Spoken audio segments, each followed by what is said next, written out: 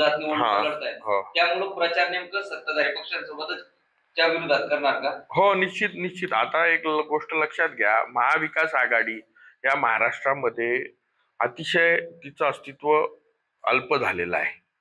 त्याच्यामुळं महाविकास आघाडी सोबत काय तिथं लढणार अशी परिस्थिती आहे. नंदुरबार मध्ये नाही, संपूर्ण महाराष्ट्रात तशी परिस्थिती आहे. त्याच्यामुळं आम्हाला आपसात आता आमच्या कार्यकर्त्यांना न्याय द्यावा लागणार आहे आणि त्याच्यामुळं एक ह्या मैत्रीपूर्ण लढती ह्या महाराष्ट्रभर होणार आहे. संपूर्ण महायुतीमधले सर्व घटक पक्ष मैत्रीपूर्ण लढत करतील. एकंदरीत असं म्हणावं लागेल की ही खरी लढाई महायुती महाविकास आघाडीच्या नसताना फक्त महायुतीतल्याच जे असंतुष्ट किंवा ज्यांचं जमत नाही त्यांच्या विरोधातली निवडणूक. निश्चित बहुतांश महाराष्ट्राच्या बहुतांश भागामध्ये ही जी काही लढती आहे ह्या महायुतीतल्या घटक पक्षांसोबत आहे.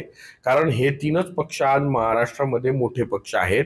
हे तीन पक्ष एकमेकांच्या विरुद्ध तळागाळातले कार्यकर्ते या तीन पक्षांकडे आहे. त्याच्यामुळं या महाराष्ट्रभर अशा पद्धतीनं मैत्रीपूर्ण लढती ह्या होणार आहेत.